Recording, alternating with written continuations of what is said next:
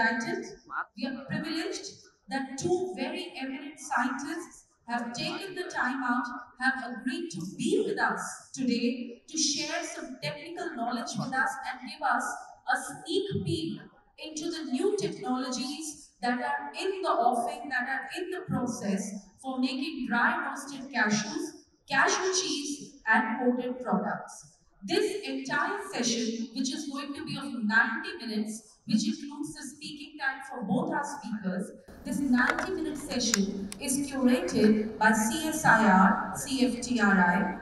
Our presenters for this session, starting with Dr. Babylatha R, who is the Principal Technical Officer for Central Food Technological Research and Institute. She holds a PhD in food science with over 34 years of research and development experience. She specializes in traditional foods and has developed innovative, ready-to-use products like Nutri-Sprinkle and other mixes. Dr. Babylatha has led industry-funded projects including dry roasted cashew and pour-over mini idli technologies. She holds 10 patents, Indian and international, and has developed 11 commercial food processes.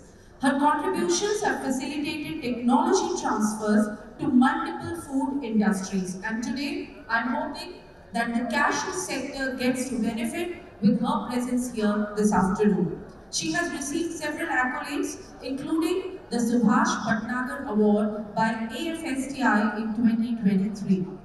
Our subsequent speaker after Dr. Babylatha R is Dr. Arunkumar Panneerselvam. He is the Senior Scientist Department of Food Packaging Technology for CSIR and Central Food and Technological Research Institute, Mysuru. Dr. Arunkumar Panneerselvam is a Principal Scientist at the Department of Food Packing Technology, as I told you, with expertise in nanotechnology applications in food packaging and safety. He has led key projects funded by CSIR and CSIR, developed patented food technologies and transferred innovations to Indian industries. With a PhD from the University of Manchester and postdoctoral work in the United Kingdom and Ireland, his research has appeared in leading Indian journals, including Nature Nanotechnology, and he also serves on BIS technical committees and teaches packaging and food science at multiple academic levels. Ladies and gentlemen, let's give a resounding round of applause to both these eminent researchers in the house. Let me hear your hands up for them. As I first invite on the podium Dr. Babylatha R, who will be taking the first presentation. A big warm welcome. Good afternoon, one and all.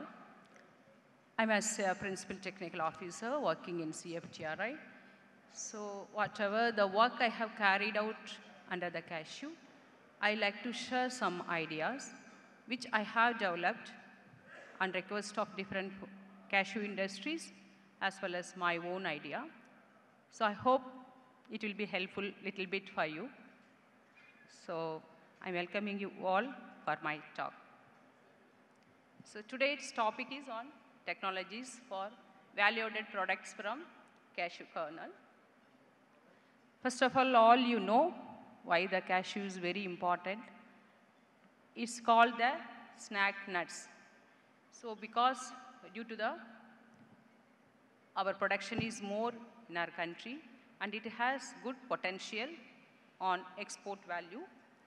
Apart from that, it is having the good potential on international market too. It has, due to its own quality, appearance, taste, it have the international market.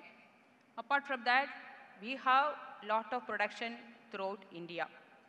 So what to do to give the value addition to that? The whole kernel go as a export product, and whatever the brokens or leftover, that we have given some of the value addition to enhance its quality.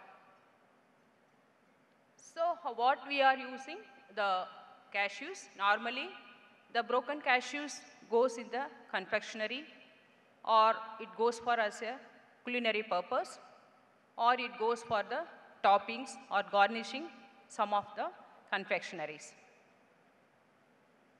So we we have made some of the value addition to the cashew nuts, considering its health benefit.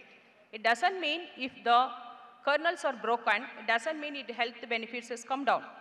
But to add the value to that, to increase the market value to the brokens or splits or the other low-grade cashew kernels, we have developed some of the products which I am going to share. So in that, it has, though it has the high fat content, that is, that is around 50% of fat, but it is rich in vitamin E, and it is having the more of, that is PUFA, polyunsaturated fatty acids, which is good for our health. So people may think eating cashew, it adds to the fat. It is not so. It is having the good fat, which helps our health benefit. Apart from that, it helps to maintain our day-to-day health aspect, like it prevents the cancer and prevents the healthy heart by reducing the cholesterol. Because it is a vegetarian source, so there is no chances of having cholesterol in it. So it helps the lower the high blood pressure and healthy bones, and helps in weight loss too. Because of vitamin E, it is a good source of antioxidants, which prevents the oxidation in our body. It's, as I told you, apart from the fat, it contains the good plant protein, which is helping to lower the cholesterol, and unsaturated fatty acid. It helps for the having the good heart health. Here, consuming the 163 6 to 18 number of the nuts, it gives around 163 calories. Here, when you compare to the other nuts, almond, cashew, and pista, and walnut, cashew nut is having the lesser calorie compared to other nuts. And in fact, even the fat also comparatively less when you compare to the other nuts. Benefit as continues, about I told you, 77% of the fatty acids are unsaturated fatty acids, which is ideal for our heart. Protein lies between 10 to 38% and could reduce the malnourished for the malnourished children. That's why now it is recommended to use in the infant food formula or children food formula, like your ready to reconstitute beverage. To that, it is recommended to add the cashew broken at some percentage level. The chemical composition lies like this, and here again the moisture, you know that, and apart from that, it has the crude fiber, which helps the lower the cholesterol level in our system. And apart from that, minor nutrients like phosphorus, calcium, iron, and even some amount of the zinc also present. This is the fatty acid composition I discussed the earlier slides. Now come to the value addition. So as a part of the first work in our institute, what we carried is value addition to the whole kernel. The first product what we worked on is deep fat fried and flavored cashew kernel. So here, what we have done is, initially we have fried the cashews in the recommended oil by maintaining the frying ratio, that is 1:10 in the particular temperature, in order to maintain the overall quality of the fried nuts. Further, it has been flavored, then it is packed under vacuum conditions, it is marketed. This technology is transferred to the many industries, and later on we have come to the other value addition. Why this value addition? That is to generate the employment. Like cashew processing is a labor intensive, providing the jobs for the rural community, especially for the women self-help group. Value added activities like roasting, spicing, making the flavored products or confectionery create more skilled and semi-skilled jobs. And need for value. Why the value addition is needed? To meet the challenging of the consumer preferences, increase shelf life and market value, and reduce the wastage during processing aspect. Create the employment and also create the entrepreneurship opportunities. Another value addition is to diverse the product development. Value addition leads to range of products like roasted, salted cashews with other flavoring also like chili pepper, chili garlic and masala, etc.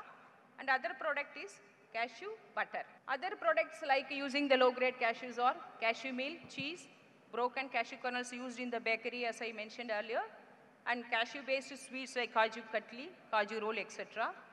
And cashew nut cell also used in the paint industries, and also it is used as a lubricants and also medicines. And it has the export competitiveness. Value addition provides the export competitiveness. Better utilization of the byproducts. Value addition is required to use the better utilization. Here we have used the cashew apple can be processed for the jam, juice, wine or bioethanol. And cashew nut cells is used as a lubricant in the paint industry also. This acid and cadol is also another phenolic derivatives which is present in the cashew nut cells. The technology as I mentioned you is the first technology what we developed in our institute, CFTRI. Here purpose why we have frying imparts a crispy texture and appealing golden brown color to the cashew kernels. Instead of heating the raw kernel, we have given the value addition to that, and it helps, the frying helps to reduce the moisture so that the shelf-life stability is increased. And texture of the fried kernels imparts the crunchy and more palatable texture. Of course, some oil uptake will be there because whatever the moisture available in the cashew kernels, during frying, it evaporates, and wherever the voids are developed, there some amount of the oil is picked by the fried cashews. But the frying is typically done immediately after frying when the cashew surface oil is still hot, slightly oily, which helps the seasoning to adhere better. But we had some challenge there because of oily surfaceness, the flavoring, whatever we are applying, it was able to separate from the surface because of the oily surface. It was coming out from the kernels. So what we did, we have gone for another technology where we can have oil-free or oil-less cashew kernels. In that way, we have developed the dry roasted flavored cashew kernel. And here we have done some of the spices, namely chili pepper and herb like mint curry leaves and sweet flavored one we have given. And here you can apply any the consumer required flavor can be applied to the dry roasted cashew kernel. What is the advantages of flavoring? This ready-to-eat snacks with the enhanced taste and aroma, variety of attracts the flavors, which is having the consumer preferences more and having the good shelf life when packed properly, moisture-proof packaging, and having good market demand as a premium snacks, especially in the gift packs and the specialty markets. Challenges and market use is I told you, higher oil content increase the calorific value, requires careful control of frying temperature, avoid the burnt taste, because there should be a maintaining a particular temperature, particular duration to get into the, to obtain the good fried cashew kernels. And the risk of rancidity, that is due to the fat oxidation taking place, which is present in the oil as well as in the surface fat. So these are all the drawback of the fried cashew kernels. And flavor uniformity must be ensured for consistent quality. You cannot do in a casual manner. So a methodology to be adopted to get the good quality of the fried cashew kernel. Market uses deep fried cashew kernels are popular in retail snack markets, airline catering also, gift hampers, hotels, festive packs, etc. But even then, the consumer has the fear of, oh, if I am eating the cashew, fried cashew, I'll gain weight, I'll become obese like that. So in order to overcome that, the next product what we have planned is dry roasted and flavored cashew kernels. Here dry roasting is done without the oil. Heat is applied directly. This process also removes the moisture and enhances the nutty aroma and develops a crunchy texture. But the thing is here, you cannot expect as compared to the fried one, because fried one generates more flavor than that of the dry roasted. But it has more advantages too here. So benefits is a healthier option, no added oil in that, having the better shelf life with low fat. And it is the flavor application is for us become the very easy method. Flavoring, after roasting, cashew kernels are coated with the various seasonings of flavors and enhance the taste and variety. Common flavors as equal to that of the fried cashew kernels. Here the market demand is popular snacks, healthy alternate to the fried snacks, convenient, ready to eat and packed in pouches, jars or tins, premium gifting also, and it helps for them used in the salads and trial mixes or as a toppings for other dishes. The another products using the splits and brokens, we have developed the following products like preparation of the spiced cashew snack. Here the brokens were processed or dry roasted. To that it is cleaning is a very challenging. We did the pre-cleaning to remove the dust and dirt and free from the microbes, and it is salted and it is roasted and flavoring and spicing, and we obtained the ready to eat spiced cashew brokens. And next product is preparation of the instant cashew beverage mix. It is, as I mentioned to you, is for, it can be fed to the malnourished children. It is enriched with the protein. And here also we have used the SSP1, SSP2 grade cashew kernels. Here also it's partially cleaned and washed. Then it is roasted and added the sugar and skim milk powder, which can attract for the children. It is ready to reconstitute, just add hot water or milk. The third product what we prepared is a cashew powder. Here it is used for the confectionery or the baker or for the thickening agent in the culinary purpose. Cashew butter or paste for the spreads or the base in sauces and curries can be prepared out of this. Cashew based sweets, this is the raw material helped to prepare all these cashew based sweets, Indian sweets like kaju katli, barfi, cashew fudge. And cashew meal as an ingredient in a protein bars and health foods. This also one of the ingredients which is used in the preparation of the healthy bars and the healthy foods.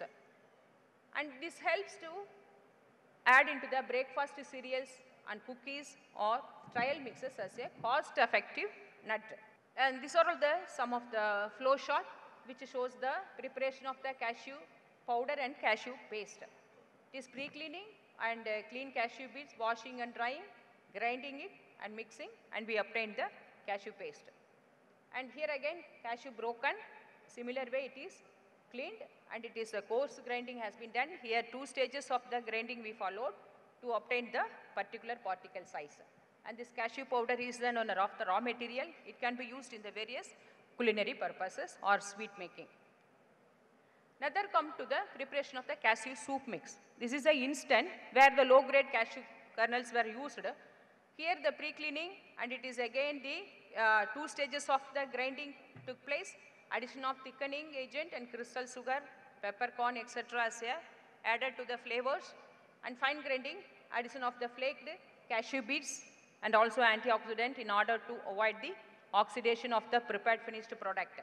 And we mixing all the two, we got the instant cashew soup mix. This is also ready to reconstitute, just add the mere hot water. Coming to the cashew butter. Here cashew butter is a smooth, creamy nut spread made by grinding roasted or the raw cashews into the fine paste. Typically smooth and spreadable, though it can be made chunky with a small cashew pieces for added crunch. Even we have added little bit of the sugar crystals to enhance the biting while eating the cashew butter. And the color is pale, light beige or cream ivory. Taste is mildly sweet, rich and buttery with a nutty flavor. Its uses, spreads on bread, toast or crackers, blend into smoothies or creaminess and added nutrition. In baking, dessert or energy bar, added to sauces, dressing or dips for a nutty flavor and creamy texture. This is dairy free and it is a plant source. It can go well with the vegetarian people.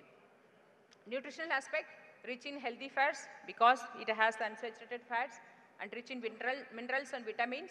as I mentioned earlier, magnesium, phosphorus, copper, and zinc, which provide the dietary fiber too, and also antioxidant, the presence of vitamin E.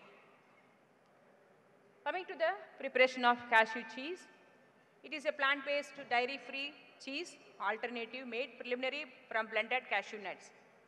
It is popular in vegan and lactose intolerant diets because of creamy texture, mild nutty flavor, and versatility in the mimicking the taste and consistency of traditional cheese.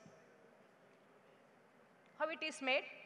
Raw cashew nuts are soaked, blended with the flavorings and setting the thickness and refrigerated. Texture can range from soft to spreadable. Color generally pale of white or light yellow depending on added ingredients. If you add the, say, pepper, then the color will change like that. Even we are thinking of incorporating the turmeric, that is curcuminoid-rich cashew cheese. We want to make it in order to increase the antioxidant property, as well as these curcuminoids helps to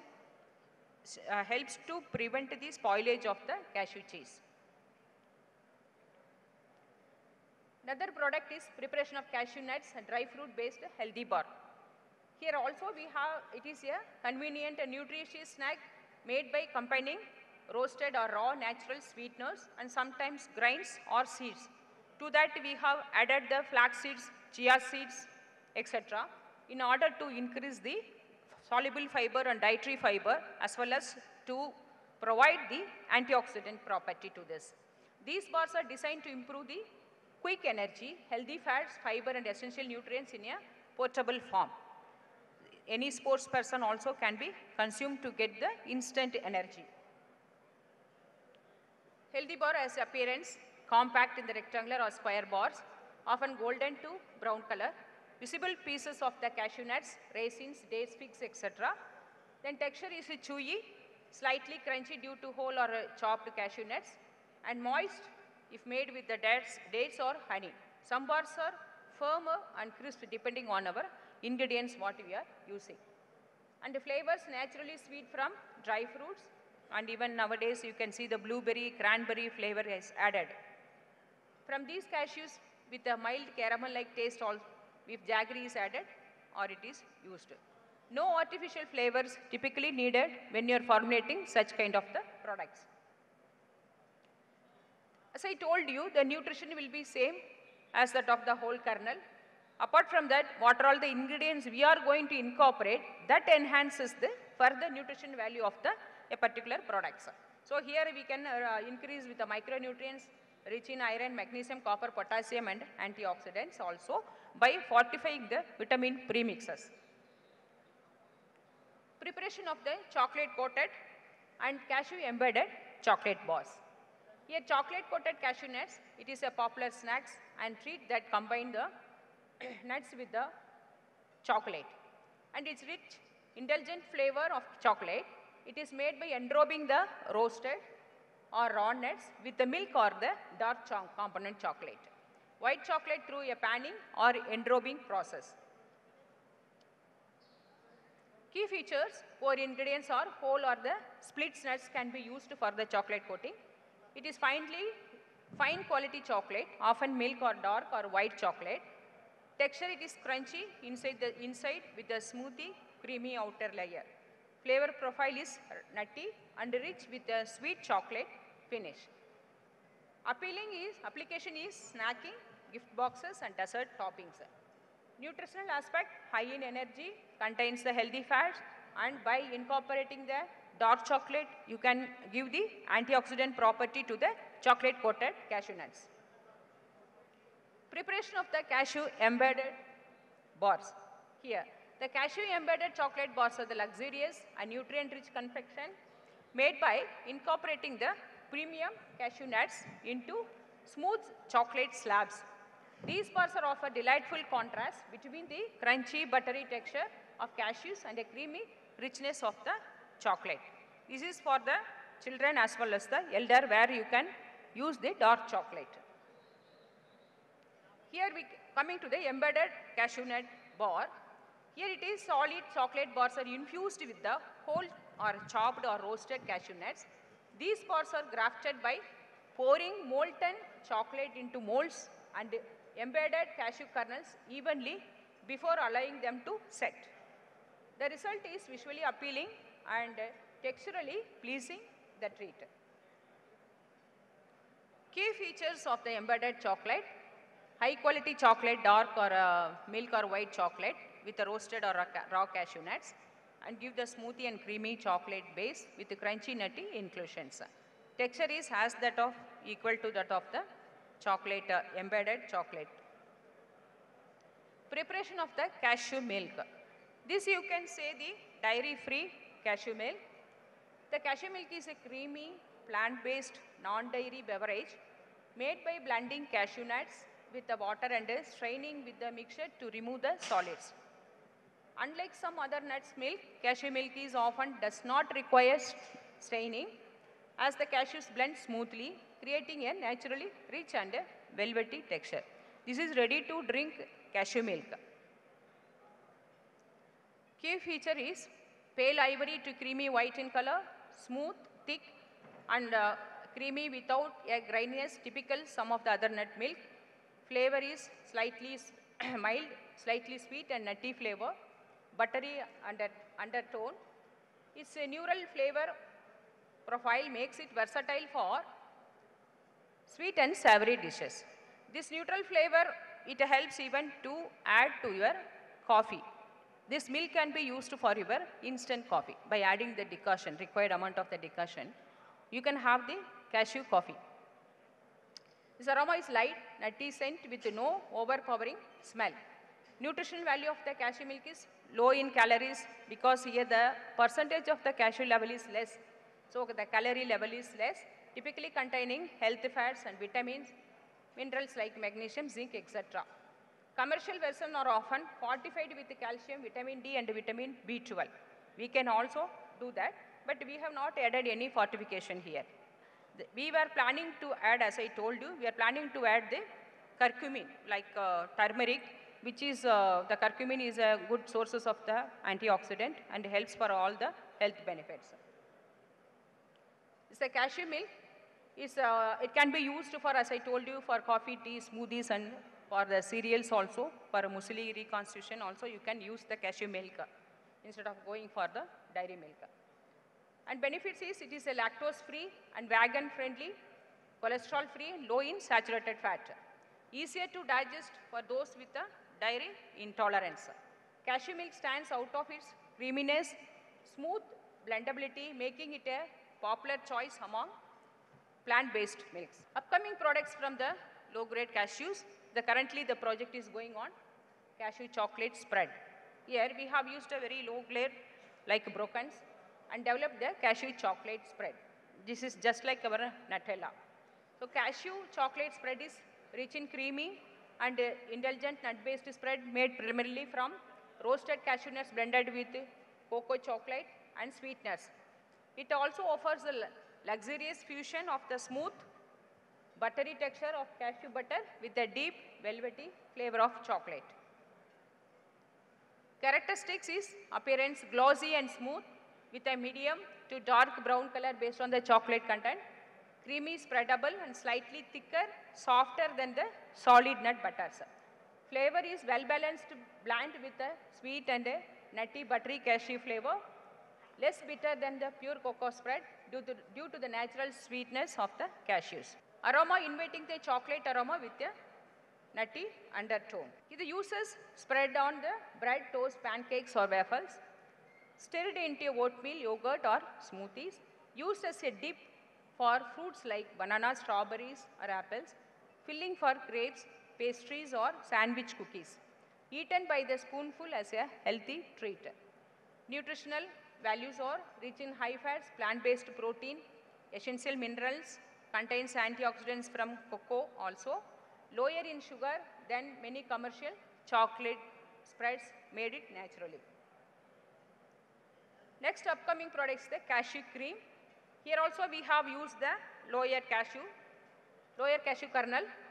Here the cashew cream is smooth, dairy-free, plant-based as that of the cashew butter, made by soaking and blending cashew nuts with water with the required ratio. It It is blended and got the creamy textured cashew cream.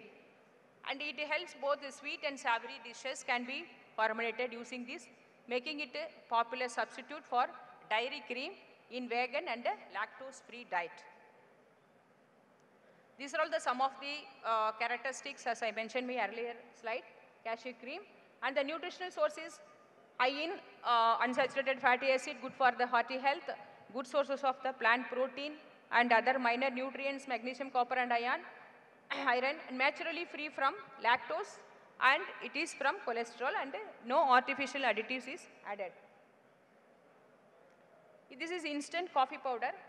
So we made the instant coffee powder by using the low-grade cashew kernels. So it is a unique ready-to-mix beverage blend combining the richness of roasted cashew nuts with the good flavor of the coffee. This innovative fusion offers a creamy, nutty twist, a traditional coffee providing both taste and nutritional benefits in the convenient powder form. Cashew coffee powder is, the key feature is containing ground roasted cashews, that is low grade cashews, natural sweeteners, sometimes added milk solids or flavor enhancers. Texture and appearance, fine light in brown color, dissolves easily in hot water or milk. Flavor profile, a balanced blend of cold coffee notes and mild buttery cashew flavor. Nutritional value is containing the healthy fats, protein, minerals and from cashews, making it nutritious than regular coffee because of the good amount of the protein and the antioxidants. Usage is 1 to 2 teaspoons with the hot water or the milk, ideal for quick energy boost or a nutritious snack beverages. Can be used in the coffee-based desserts or smoothies. These are all the some of the products what is already we have transferred to the different industries and is already in the shelf. The Oasis, that is transit food from the Vijayawada, they already started marketing and it's in the current production of value-added products. This is a dry roasted and flavored cashew kernels. Another industry, Jai Foods from the Nagamangala near to Bangalore, and they also started producing and supplying throughout the Bangalore. These are the upcoming products what I have mentioned in my slides.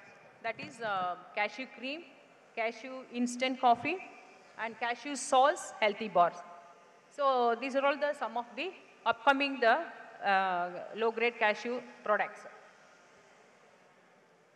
And some of the farmers from the Maharashtra, they have visited to our institute. So we have taken to the factory visit and some of the unit operation we could able to demonstrate for them in order to encourage the farmers. So these are the list of the licenses where we have transferred our technologies, either deep-fat fried cashew kernel or dry roasted and flavored cashew kernels. These are all the some of the industries they are already doing the big marketing. Excuse me. Sir, video. So these are some of the unit operation. The kernels are getting roasted and it is getting ready for the next unit operation like flavoring.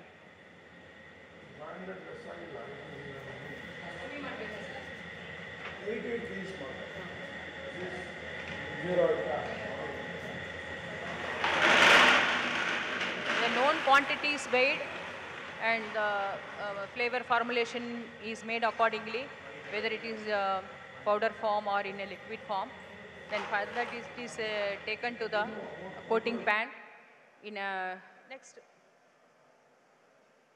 It is taken to the coating pan and here the flavoring is incorporated. Then next is goes for the automated, fed to the automated packaging machine. It is packed, unit packs are made, distributed for the marketing. This is my summary conclusion, so please listen. I am a cashew, small and neat, from a fruit I'm the treat, grown on trees under sunny skies, a little nut but a big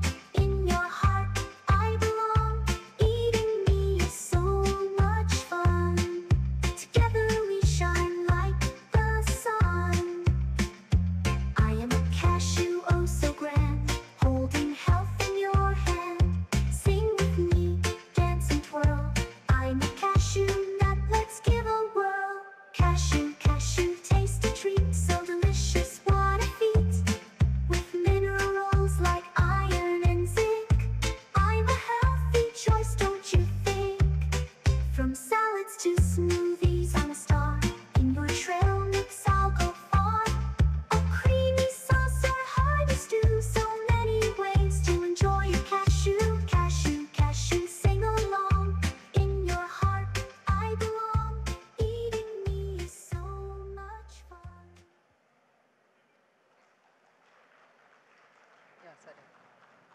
So thanks for listening. So I'm welcoming on behalf of CSIR, CFTRI. Hope if any problem is there, we are always there for you to give assistance. So already many industries are come forward to give many projects. Now it is also another 3 industries are given the project where I am working. So thank you one and all for listening to my talk. Thank you. Thank you so much, Dr. Babylatha. I think we can have a resounding round of applause for ma'am. I would now like to invite our next speaker onto the stage. The very eminent Dr. Arunkumar Panneerselvam is waiting here. Please put your hands up for Dr. Panneerselvam once again. In case you have any questions, we'll try and quickly put in a question-answer session at the end, time permitting. So good afternoon, everyone. We both of us are very pleased to be here. I mean, to interact with the industry people. And we are here to help you as well. So you can actually, I mean, whatever queries you have, you can discuss to us. And then, of course, not just after this presentation, we are available for the next 2 days as well. So let's kick on to my presentation. So here, what I'm going to talk is about the packaging of cashew and cashew-based products. Because as you know, so before I talk about packaging, I mean, you should know from where I'm coming from where we both of us are coming from. So we're coming from a research Council of Scientific and Industrial Research. That is headquarters is in New Delhi, and they have 36 constituent laboratories in different parts of India, and each laboratory they work on a different field. So in Mysuru, we work in different aspects of food technology. So that's why our institute is also called as Central Food Technological Research Institute. So you have an institute even in Chennai. It's called CLRI, Central Leather Research Institute. So like that, I mean, you name the state, at least one CSIR research institute is in that state, minimum one, or even more than one. Okay? So we specialize in food technology, in doing research in food technology, and also we develop technologies and we sell technologies in different aspects of food. And of course, apart from that, we do have a MSc course in food technology, and we do guide students for their PhD as well. So yes, I mean, I'm sure all of you, I think we would have tasted this baby powder, Amul baby powder. So what does Amul stands for? Anand Milk Union Limited. Okay, that technology to make the powder was actually given by CFTRI to Amul in the early 60s. So then, of course, it has become history, and I'm sure all of us have been fed with this milk powder, and still it's a very, very successful technology. So as you can see, this institute, I mean, we reside in a palatial building donated by the Maharaja of Mysuru. Of course, there are many palaces in Mysuru, and it has started in the year 1950. So just some history about my organization. So, and as I said, we do develop technologies, we sell technologies, we have some totally free technologies as well. So you can just go to our website where you can register your basic information, you can get it straight away. So these are totally free technologies. Okay, so coming on to packaging. Why we package a food? Why? So basically, if you take any food industry, packaging is the last unit operation. But that is the first point of contact to any customer. So if you don't package your food properly, whatever hard work, your efforts you have put to make the quality, I mean the best quality product, it will just go off. And packaging is the one which gives a better shelf life for your products. So whatever business you are in, I mean basically you are in exporting cashews and all these things. If your shelf life is poor, I mean it's very difficult because your endpoint will not be met. Your customers will not get the best quality product. So that's why packaging is very important. And if you see any company, I mean, there is a lot of thought process goes behind packaging. It's not just like you take something and put something and seal it. That is not packaging. See, for packaging, you need very important aspect, which is common sense. But it is not common. So that is the problem in packaging. For that, you should understand the nature of the food product and nature of the packaging material. If you understand these two, then you will be choosing the correct packaging material to pack the product. So I can say numerous examples where I'm not even going to, I'll just tell one example. I'm not going to tell the product, you're going to tell me the product. A carbonated beverage packed in a metal can which is green in color. What product I'm talking about? There is one more is also there. Yeah, see, I'm getting the answer, Sprite or Mountain Dew or anything. So I just told the color of the packaging material and the metal can, that's it. But I'm getting the answers. So like that I can say numerous examples where because that's how packaging is registered in our mind. So they have very distinct color, shape or whatever. So it is every time we don't read a package and buy the material. We just see it and then we grab it. It's because of the packaging. So of course, these are some basic aspects. You have primary packaging, which contains the product. Secondary is like for convenience to carry to your home or somewhere. And tertiary is something which is mainly used for transportation purposes. Tertiary or quaternary packaging. So that is where I think a lot of industry will be involved, because you have to pack your products and it should reach the destination. So tertiary or quaternary packaging are quite important. So yes, coming to cashew, I think my colleague has given a lot of information about cashew. I'm not going to repeat much of it. So I mean, you can see the freshly harvested cashew is around, it is having 10 to 12% moisture. And it is, very important thing is, it can undergo lipid oxidation, because as you know, it contains a lot of oils, lipids.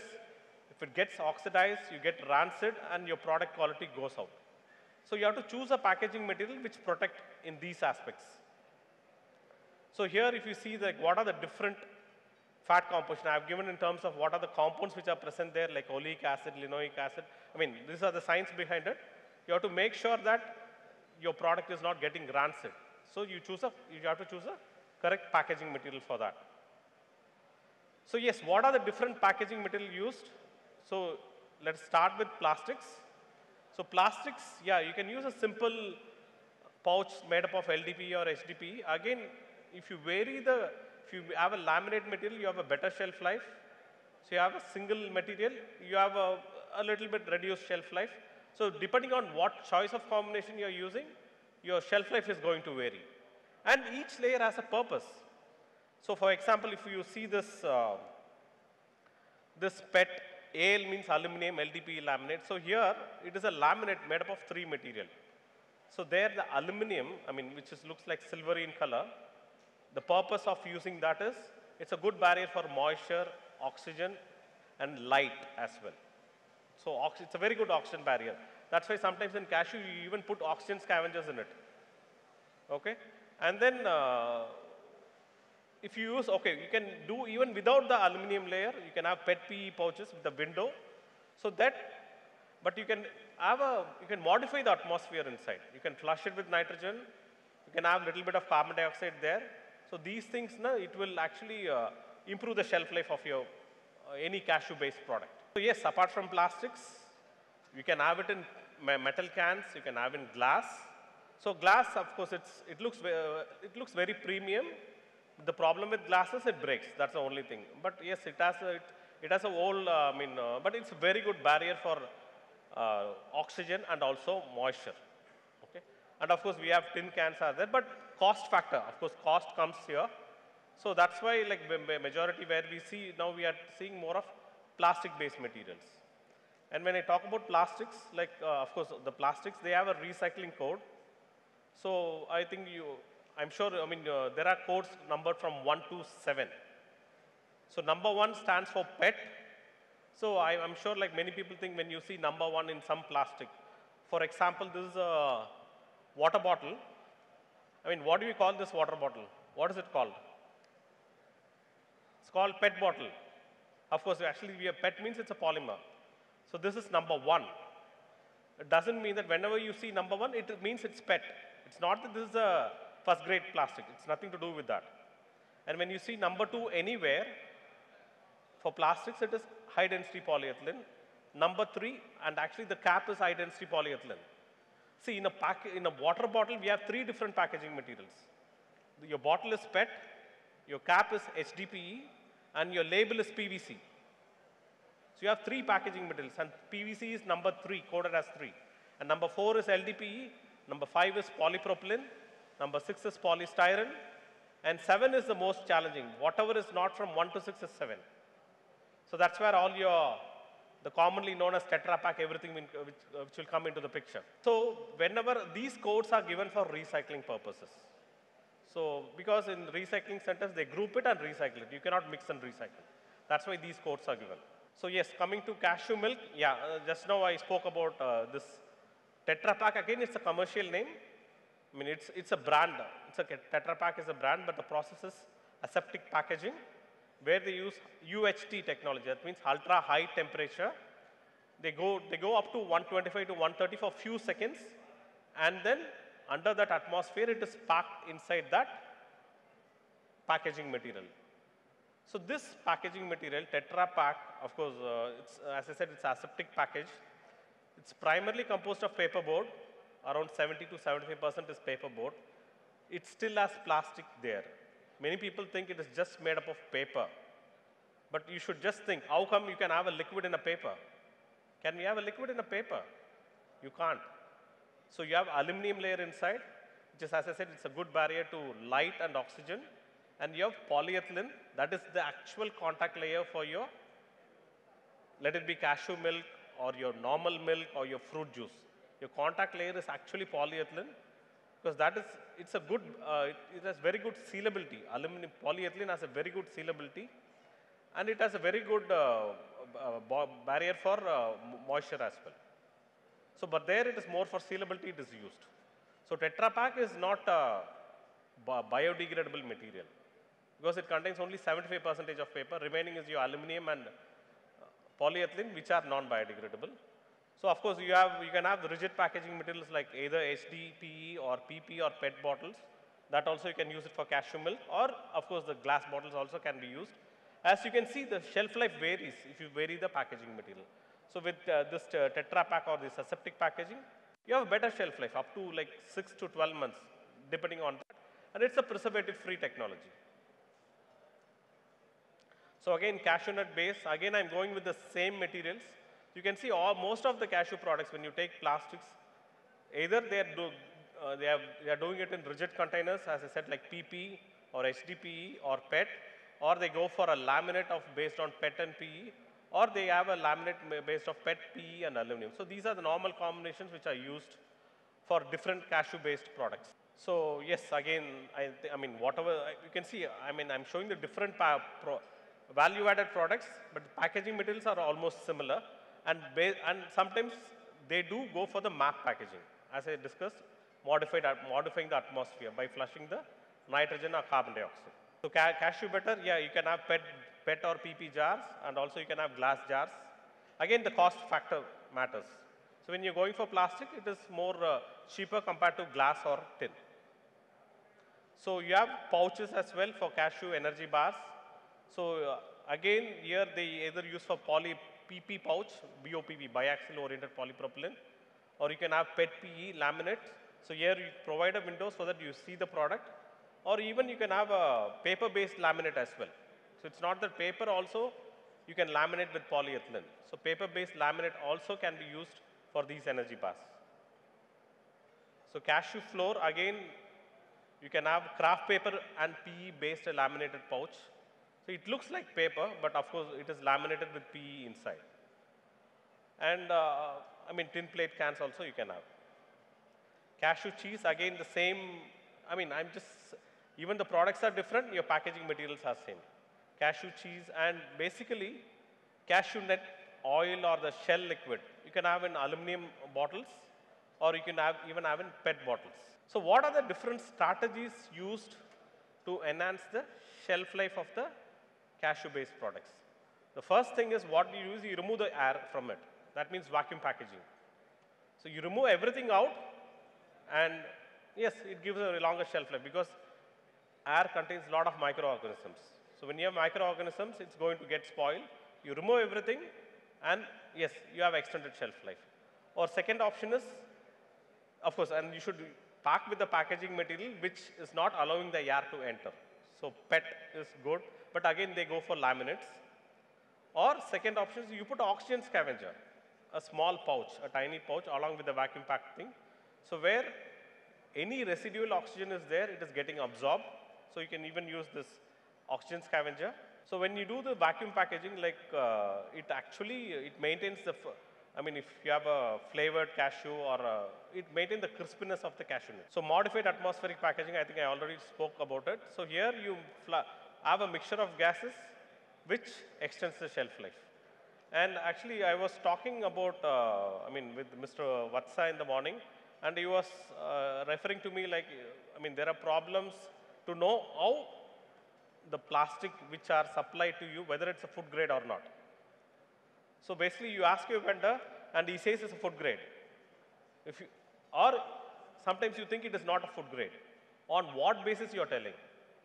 Or on what basis that information is given to you? So there are tests to show that the plastic or any packaging material is a food grade or not.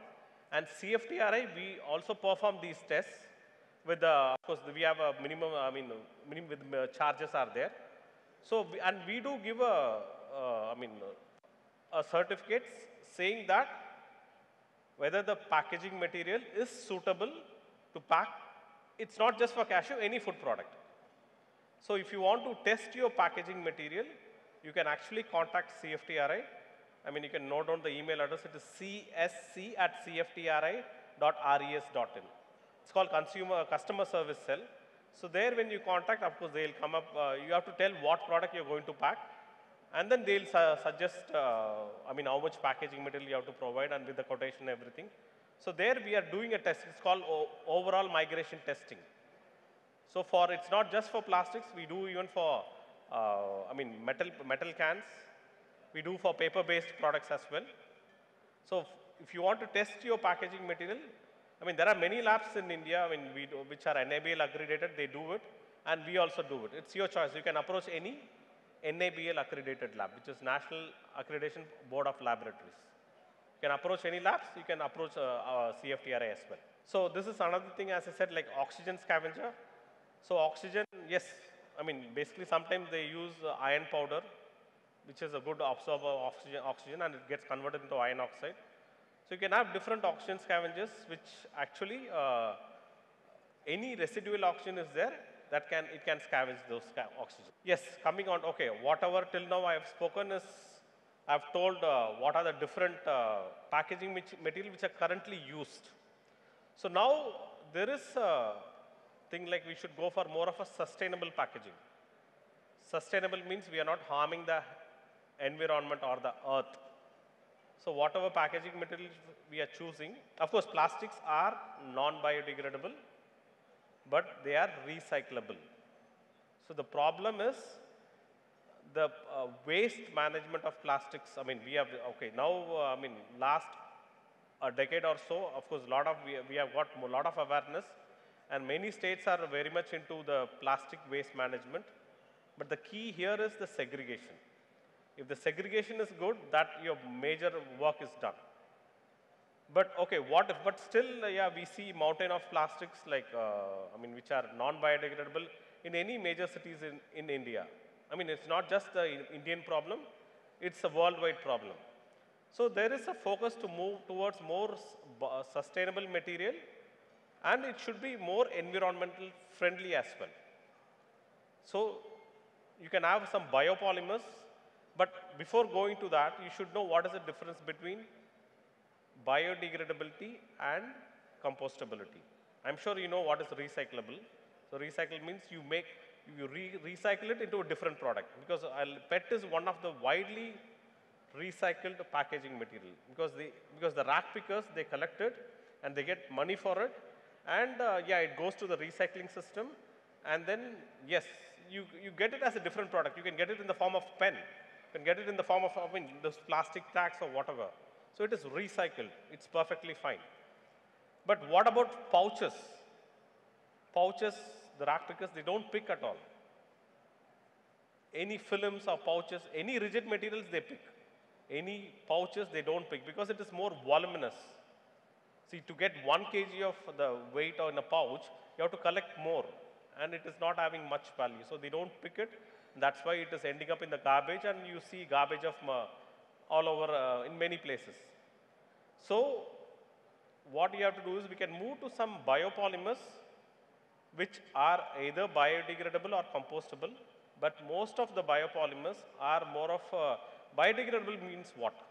So it should break down naturally with the help of microorganisms, leaving carbon dioxide and water, so then it's a biodegradable. So wherever if you're putting in land or anything, it degrades itself. But what is compostable? Compostable is something you should provide a certain conditions. With that conditions, yes, it will break down and then it will goes into the atmosphere. So, but the challenge is here, most of the materials what we have are more of compostable materials. Either most of them are industrial compostable. Sometimes they claim it as home compostable, but many are actually industrial compostable. It means you should have a certain temperature and RH, then only it will undergo it will break down and gets into the, it gets into the soil. I mean, it degrades completely.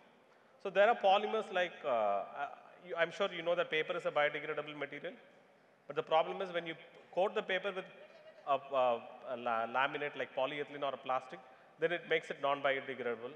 But you can have materials like cellulose-based films, or you can have materials like polylactic acid or PBAT. So those materials, they are actually coming up. Especially PBAT is actually coming up, which is having a decent strength, and it is compostable as well. Biodegradable as well. Whereas PLA is more of a compostable material. So these materials, I'm sure you might have seen in the supermarket saying that I am not plastics. You say like, they claim it as I am not plastic bag. So those are starch-based materials. So like that, for carry bags, yes, we have a lot of solutions now. But here the challenge is this biodegradable materials. We should seal it because we have seen how cashew is packed. It is sealed. We are not transporting in loose condition. We have to seal it, and so for that is a big challenge now. And actually, that's where we scientists are working to make it on par with the petroleum-based packaging materials. So these are some of the materials which are actually under development. I'm sure it will hit the market soon. So yeah, like that, as I said, like PLA coat, you can have a craft. Craft is a paper. Craft is a German word for strength. So you can have this PLA coated craft paper because PLA is a compostable material. You can have a starch PLA PBAT film. So you can have a molded pulp box with cellulose seal. You can have PLA PBAT pillow sacks, okay, which acts as a cushion. So you can have a seaweed-based film. So again, bio HDP and biopet, it's misleading. Only the sources are bio, but still they are non-biodegradable. And you can have EVOH as a substitute because aluminum also it causes a lot of issues in terms of disposal. So instead of aluminum, we can even use ethyl vinyl alcohol, which is also acts a good barrier for oxygen. So these are the alternate packaging materials which we can use in combination to get the necessary properties to pack cashew and cashew-based products. So that's it with me. Thank you. If you have any questions, you can ask. Hello, hi. Myself, Sohail Sheikh. My question is for ma'am. Basically, I saw one of your slides representing about cashew nutshell liquid, basically. And I also saw like there are some chemical constituents basically responsible, and I also understand that that liquid is not useful, basically, like not edible. So I want to ask you again, like, what are the constituents, like chemical constituents responsible in that oil? And also you do like a frying process. So for example, like if you have a kernel which has some nutshell liquid on that, does it really impact the oil which you use for frying? And does it also impact the other nuts in that? Yeah, so I would like to understand what are the chemical constituents in cashew nutshell oil? Nutshell. Actually, I am not worked on the cashew nutshell. So mine is only on the nuts, whole nuts. Okay. Yeah. Okay. And also the value addition to the low-grade cashew kernels. Okay, I have one more question. Actually, like there are some fatty acids which makes the nut rancid, right? I know about walnuts, so which are the fatty acids responsible for making like cashew rancids? Do we have some fatty acids also on cashews? Like you told, like there are some fatty acids which are good, but I understand there are some fatty acids which are not like not healthy and makes the nuts rancid? I think in my presentation, I showed a slide where it has linoleic acid, oleic acid. There was showing the different fatty acid composition of the cashew nuts. So those are the ones like which makes it rancid. Thank you. Right. Thank you, sir. Sir, I'll send across the mic to you. But as I said again, we have the Slido code right there. Please scan the QR code. Sir, ma'am, we already have 2 questions on the screen. And please see who would like to attempt answering these. Our first question from Murray is, what's the correlation of size of the cashew and the rancidity based on your research? So it is not based on the size of the kernel, as the quantity of the kernel and that much of the fat availability for the oxidation. So that matters. Provided you may be using, as I mentioned, good packaging material with some of the oxygen absorber. All and all, you should have the 3 parameters which causes the rancidity. One is the light, another is the air, another is the water. These 3 things should be away from your packed foods of your nuts.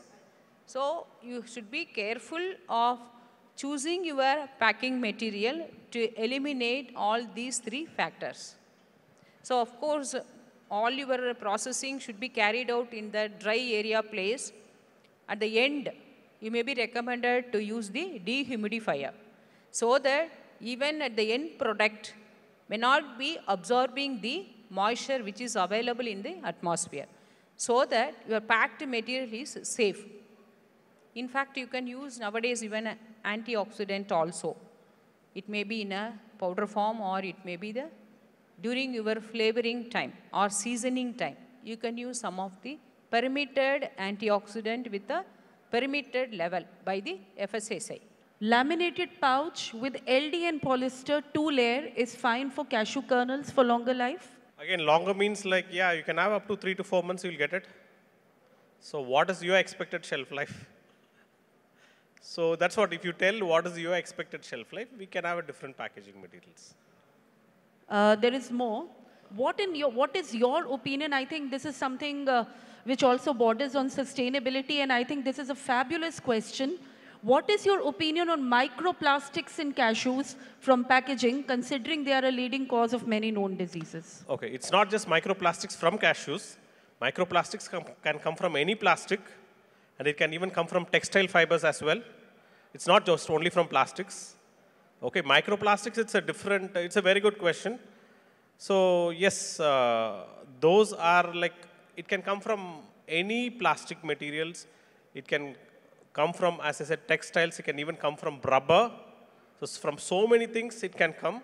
Because again, rubber is a polymer. So plastics are also polymers. Okay, textiles are cellulose. I mean, they are also polymers. Okay, so yes, it is causing a lot of, there are a lot of reports showing that microplastics are there in many sources. The problem is like, it is in the source itself. You think they say the bottle packed in the water packed in the PET bottle, you may think it is coming from it may come from the PET, but the problem is sometimes the source also may contain. So that's why these things are, because like, we didn't think about not just we, the world never thought about the waste management of plastics. It was just discarded, disposed very carelessly, and it has entered our food chain. So again, micro means, yes, we don't have to worry.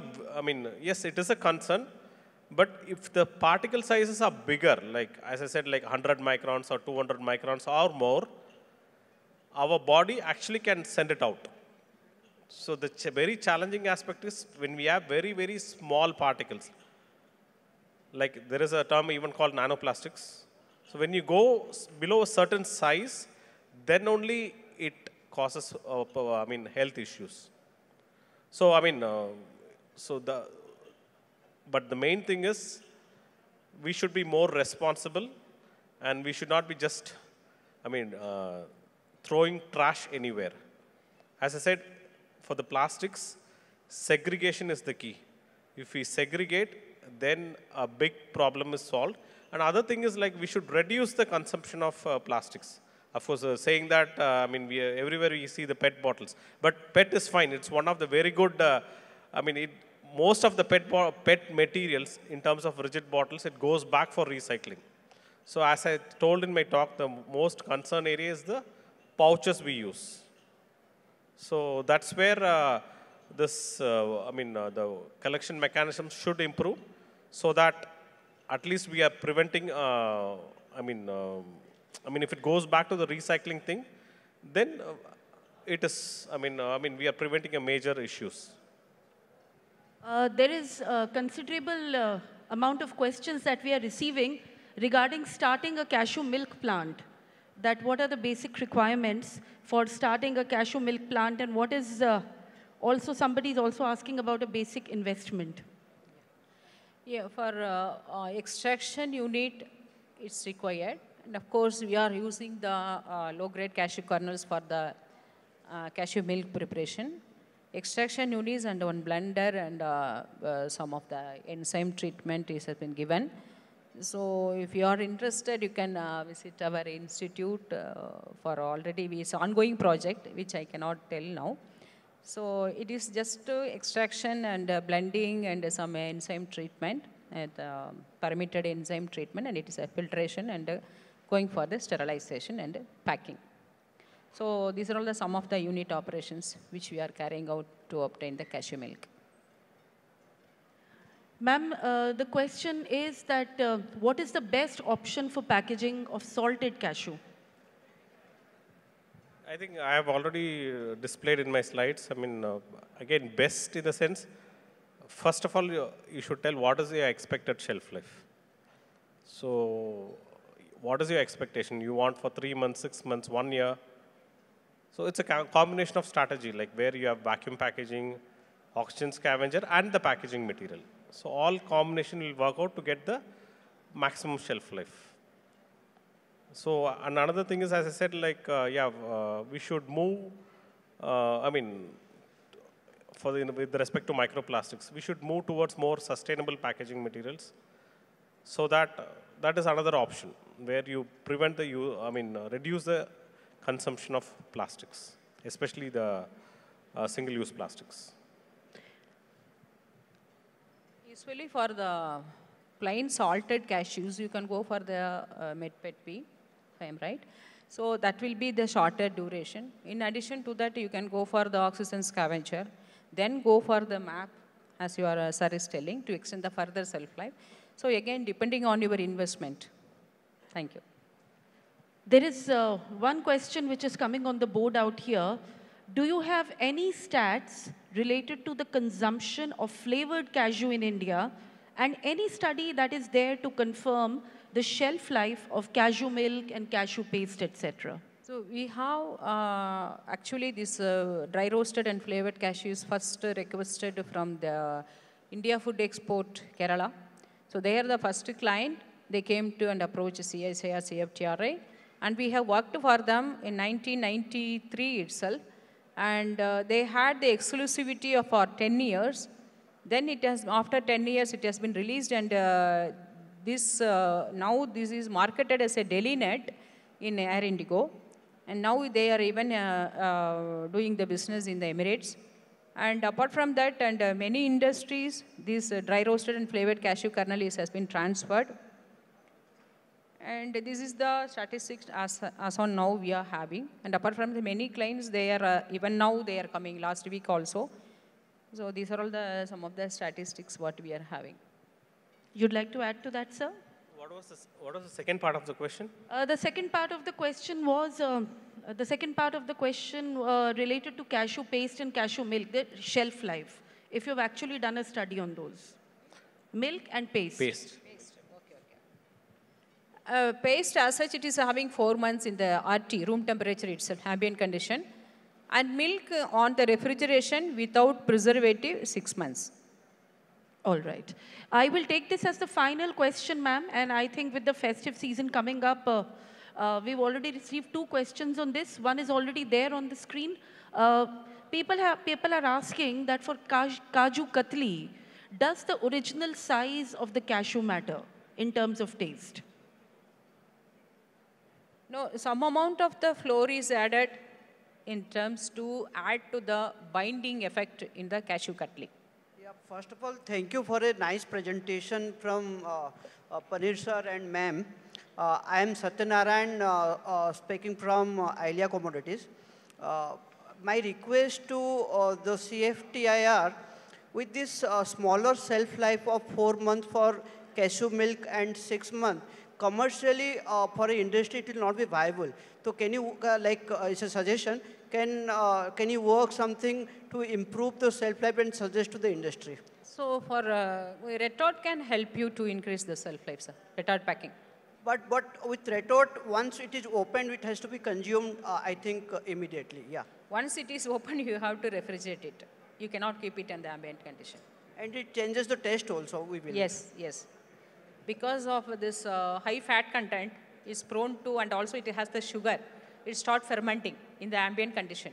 So in order, once if you open and consume your 50%, and it can be go to the refrigeration. That only way to help.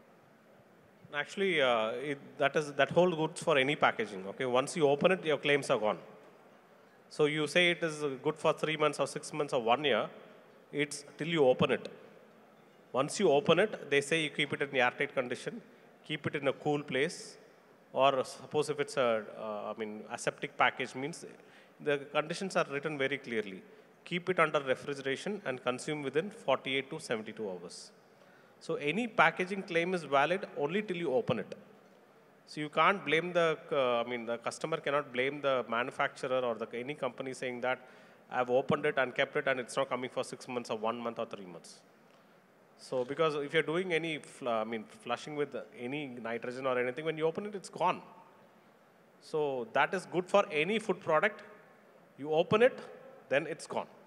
All these claims are valid only till you open the seal. Yeah, after that, it's about individual handling of the product, I guess. Well, thank you so much, ma'am. Thank you so much, sir. Everyone, can I please ask you to give them a round of applause? And also, as Dr. Panneerselvam very, very clearly said, they are going to be here with us over the next 2 days. I'm sure there are questions that are unanswered.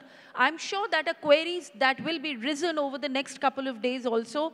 Please feel free to approach them, and please feel free to interact and engage with them throughout the session of the entire convention. We are extremely lucky. We have with us in the house a very special guest is here. We have with us the chairman of NDFCI, Mr. Gunjan Jain is in the house with us. I would like to request Mr. Gunjan Jain to please join us on the stage to present a memento to both our esteemed speakers for this masterclass.